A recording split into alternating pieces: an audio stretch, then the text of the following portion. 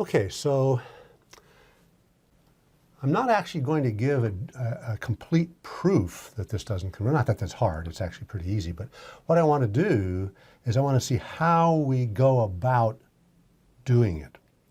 And so let me write down over here. So this is going to be a little bit of an exercise in using logical quantifiers, the universal quantifier and the existential quantifier, and their negation.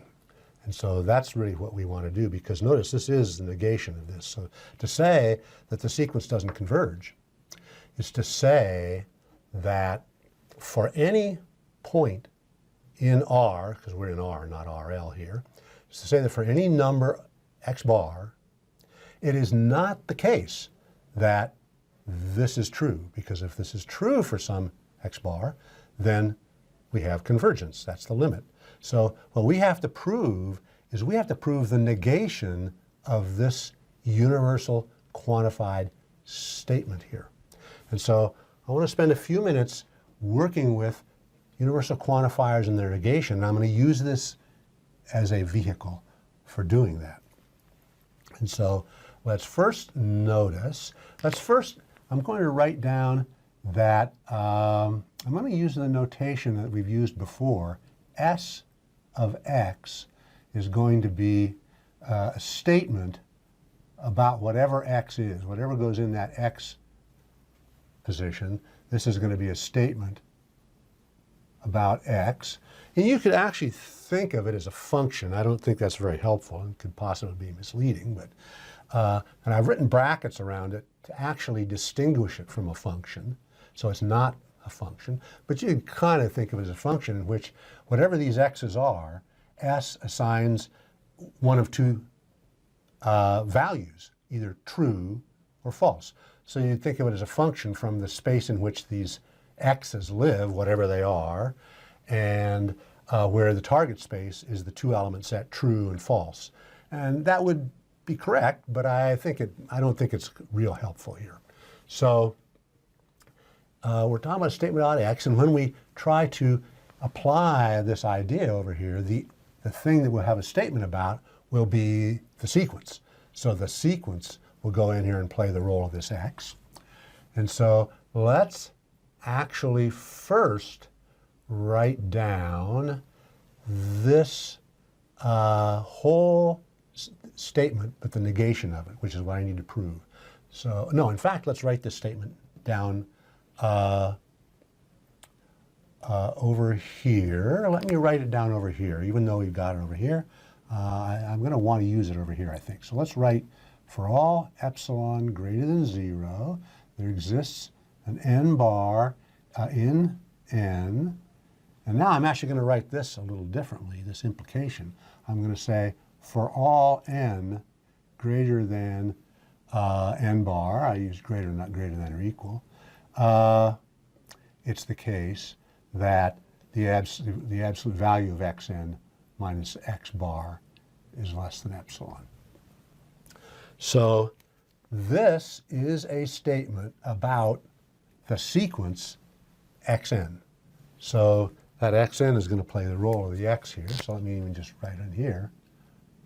In this application, this is going to be the sequence xn. And so you can see it is a statement about that sequence because the xn is showing up in here. This is for the x bar being fixed, some fixed given number. And so in order to see how this works, I want to take another example that's not actually numbers. Right? And I'm going to do that over here.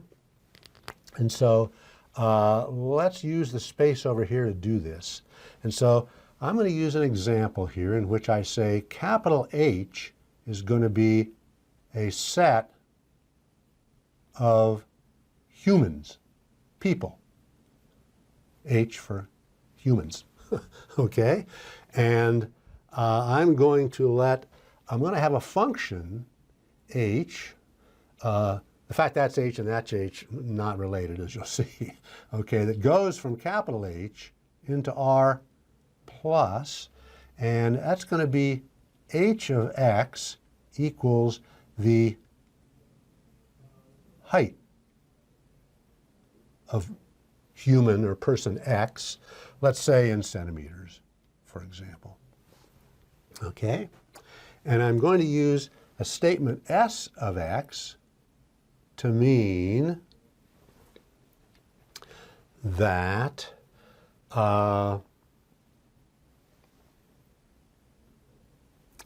the height of person X is less than or equal to 200, which is 200 centimeters, which is about 6 feet 6 inches, between 6 feet 6 inches and 6 feet 7 inches. So now let me write down, and I'm going to put a question mark in front of it, and I'm going to write down a universal statement for all X in H for every human. So now think of this, for example, as, let's say, the set of all humans alive on the earth today, just say. Could be any set, let's take that set. For all X in H, S of X is a true statement. That's what this says. For every X in H, this statement is a true statement. But of course, that's actually not true, because there are people in the set that we're talking about whose height is more than 6 feet 6 inches, more than 200 centimeters. So this actually would be a false statement here, right? And so what's actually true is the negation of this statement. So what's actually true is, let's just say that this is H of X is less than or equal to 200. What's actually true is the negation of this. It's not the case that for every X in H, S of X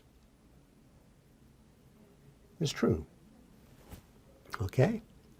But of course, that is equivalent to saying that there exists some person, even one person, whose height is more than 200. So this is the same, this is equivalent to saying that there exists an X in H such that S of X is false. Right? That is, when I take the whole statement here, S of X is false, H of X is greater than 200. And so what I want us to see in this example is an easy way to see, without working with numbers and sequences and limits and so on, an easy way to see that the negation of a universally quantified statement is an existentially quantified statement, which is the existence of the negation of this statement. So to get the negation of this universally quantified statement, we reverse this to existential and we put the negation symbol over here. And of course, it's also the case that if I wanted to say this, that the negation of the statement that there exists someone in H for whom S of X is true, that's equivalent to the statement that for every X in H, it's not true that S of X is so. So I can do the same thing with the negation of our existential statement. I turn it into a universal statement on the negation of this statement here. Okay, so that seems pretty straightforward and easy to follow and easy to think about. And so I'm going to apply that here, where of course I've got universal, existential, and universal. So I've got a whole sequence of these embedded within one another, nested quantified statements. So this statement here, I want now to say the negation of this statement. That's what I have to prove if I'm going to prove that this doesn't converge to a particular X bar. And then I'd have to show that for each X bar, of course. Okay, so I'd have to show this. So this is the statement that This is the negation of S of x, where S of x was the statement we had before. This is the statement that the sequence does not converge to x bar. And so let's see if we can work that down to a statement that doesn't have the negation out in front. So this is going to be, so I'm just going to write equivalent statements to this one.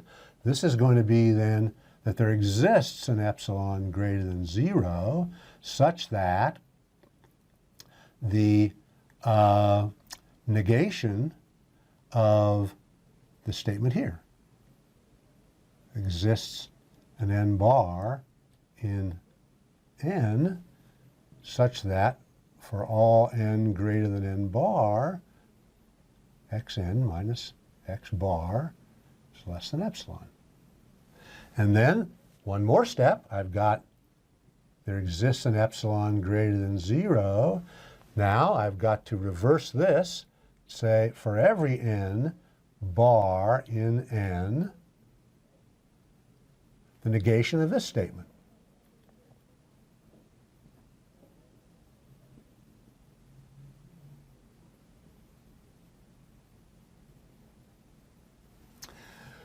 And finally,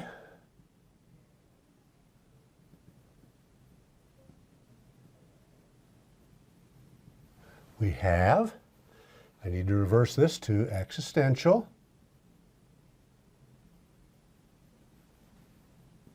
The negation of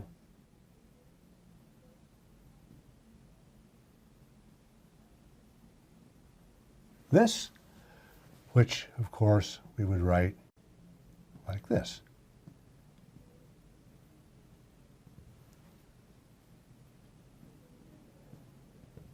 The negation of this is, of course, xn minus x bar greater than or equal to epsilon.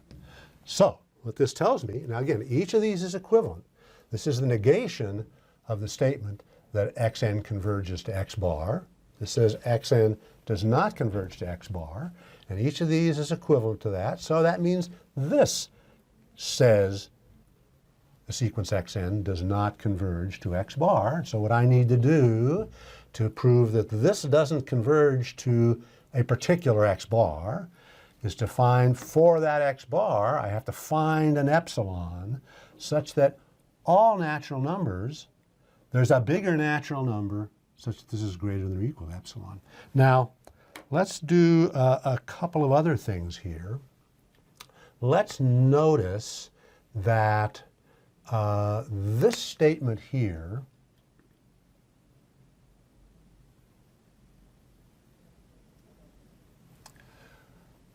we could write that by saying, you see what's happening here is, it says there exists an n bar, so that means we go out a certain distance, and let's just say, suppose that that n bar was here. Okay? It says that we've got that n bar, and now for all terms after that, all terms farther out in the sequence, this is what happens. And that means that this is true for only a finite number of terms. So let's point out that this says that xn minus x bar is less than epsilon for only finitely many terms of the sequence. We also say here that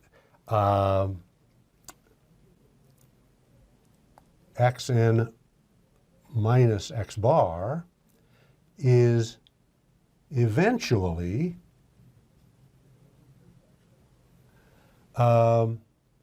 larger, as large, I guess we should say.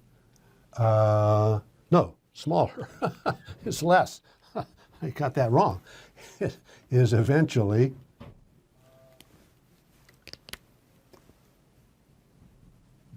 less than epsilon. It's eventually less than epsilon. By eventually less than epsilon, or eventually having some other property, we mean that exactly the same thing as this, that after a certain point, this is always true. It's eventually always, maybe we could even say eventually always less than epsilon, but we don't usually say it that way. It's eventually less than epsilon means that you eventually get to a point where it's, from then on, less than epsilon. And down here, we have, this says for every n bar in n, there is an n bigger, such as this is true. So this says that, so let's actually put this in a different color.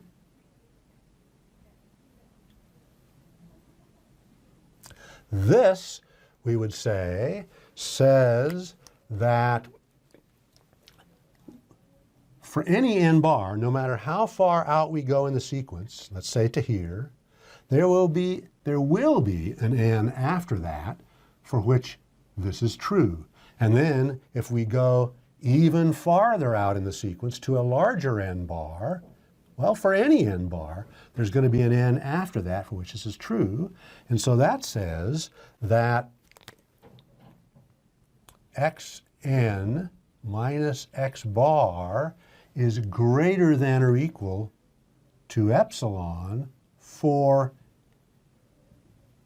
infinitely many terms. And for that, we say also, like this, we say let's fix that. We say that xn minus x bar is frequently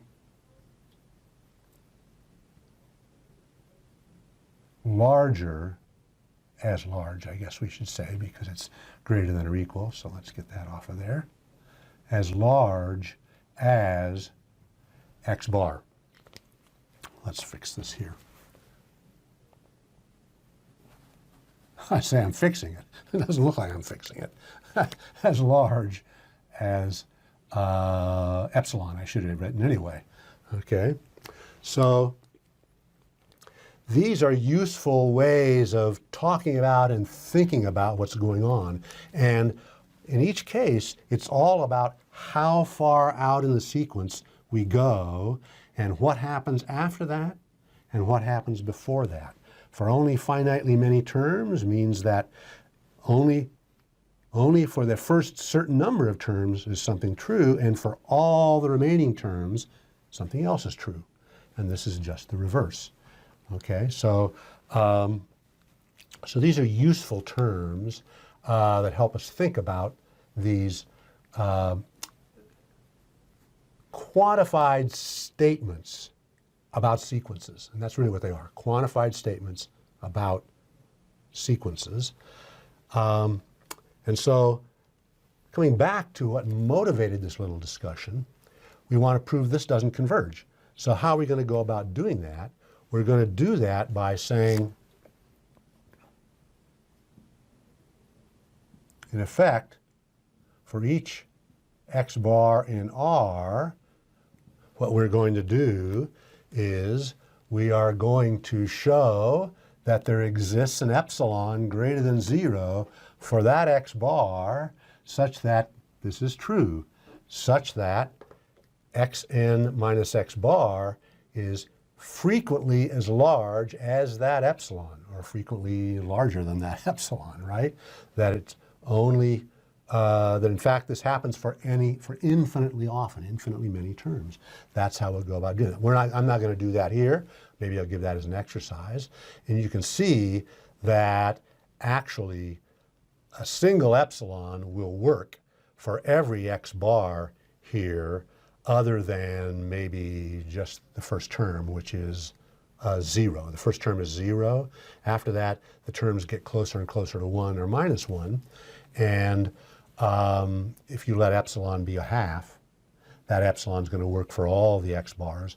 It may not work for 0. I have to think about that one a second. But, of course, another implication of all of these ideas is that when we're talking about convergence, this is actually an important point, useful point. When we're talking about convergence or lack of convergence of a sequence, what happens for the first finite number of terms, however many that is completely irrelevant.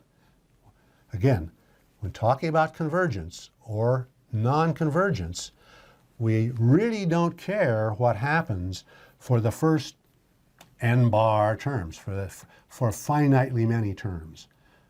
We only care what happens after some point. That's the key to convergence. And just that idea that we don't have to worry about the earliest finite number of terms is pretty useful in working with convergence of sequences. In fact, right here, as I've just said, the fact that the epsilon might not work, epsilon equals 1/2, might not work for x bar equals 0, not an issue, because for convergence, we don't care about what happens at 0, we care about what happens eventually. Key idea. Okay, let's take all of this off and let's just mention 2 more sequences, and then we'll wrap up for this part of the lecture. Okay, it's time for example 4. 4, let's let xn be square root of n. This is an easy one. This obviously does not converge, right? Because n just gets bigger and bigger and bigger. It's a square root of n, but it still gets larger and larger. So let's just point out that xn doesn't converge. I did put this in here for a reason that we'll come back to in a moment. And now a 5th example. This is a little bit of an unusual example. This is going to be that xn equals 1 if n is a square. Meaning, for the terms 1, 4, 9, 16, and so on. So for the 16th term, x16 is 1. x9 is 1. x81, that's a square of 9, that's 1. 0 for other terms that aren't squares. Okay? This, you might think that, well, maybe it converges, but of course it doesn't. And why not? Because this sequence it's not eventually near 0, because it always pops out to 1. Maybe more and more terms are 0 before it gets to 1 again, but it keeps popping up to 1, okay? And in fact, let's do the same thing we did before. Let's down here, let's put, in fact, I can put it over here because I don't think we're going to use this area over here. So let's just say we have the indexes, the elements of the natural numbers, like this. And so xn is 1, that's a square. This is 1. This is 1. This is 0, 0, 0, 0, 0, 0. Okay? And so, in fact, you can see pretty easily that there's going to be 2 times the square root of n zeros, zeros. Let's just get that whole thing out of there. Well, that's not so easy to do. There we go. 2 times the square root of n zeros. I guess you could say that is that the way to spell zeros?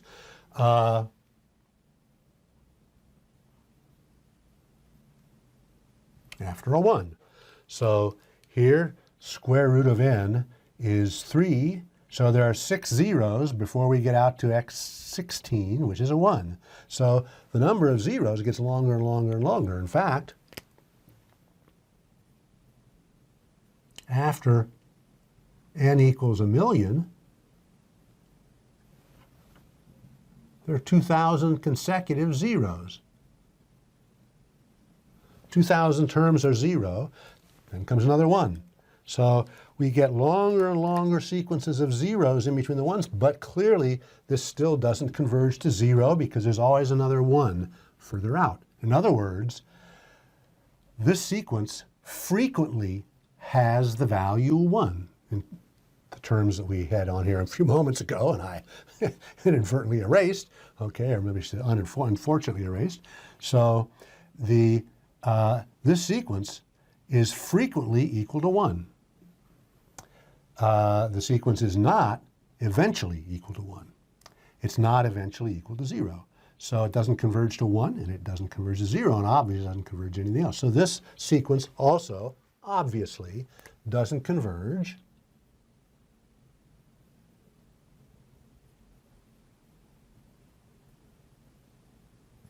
let's put it down here like this. It's this that doesn't converge. So we have these 5 examples, all real number sequences, real sequences. And so let's just make a couple more observations about them before we finish up for our lecture here. Let's notice that one thing we could say, one way to distinguish these sequences is some of them don't get bigger and bigger and bigger, and some of them do get bigger and bigger and bigger, larger and larger, okay? So this one never gets larger than 1, the very first term, and it's never negative. So every term is between 0 and 1, including possibly 1. But again, of course, the first term doesn't matter for convergence. It's only what happens eventually that matters. But so this sequence, we might say it's bounded because it never gets bigger than 1 and it's never smaller than 0. So we could say that this sequence is bounded. In fact, let me just say this. Bounded, I keep doing this. I keep making these messes here. Okay, this sequence is bounded. Informally speaking, next time we'll give a definition of bounded sequences and see what their properties are. The sequence is also bounded, intuitively, kind of obvious. So yes, the sequence is bounded. The sequence here, this sequence is also bounded. So one thing we can see right away is that being bounded is not enough to guarantee convergence. These two are bounded and they converge. But this one is bounded. It never gets bigger than 1 and it never gets smaller than -1. And it's always actually strictly smaller than 1 and strictly bigger than -1. But it has parts that converge to 1 and parts that converge to -1. So it's bounded, but doesn't converge. Here's one that doesn't converge, and because it's not bounded. These are all bounded. This one is not. It just gets bigger and bigger and bigger. Infinitely, well, it doesn't get infinitely large, but it gets larger than any size you want it to be. So this is not bounded. This one here, well, it seems like funny things are happening as we go farther and farther out, but it's bounded because it's never anything but 1 and 0. That's the only two terms, the only two values of any of its terms. So this one is bounded. And so here's one that's bounded but doesn't converge.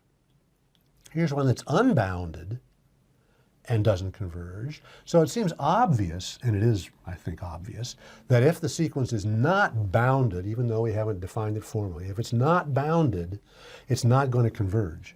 If it is bounded, it might converge and it might not converge. This one doesn't converge, does, and does.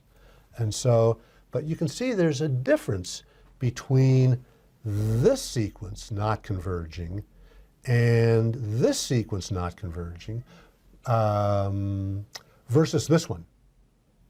The two bounded sequences that don't converge, there are something like subsequences that do converge. The sequence of even terms here actually does converge to 1.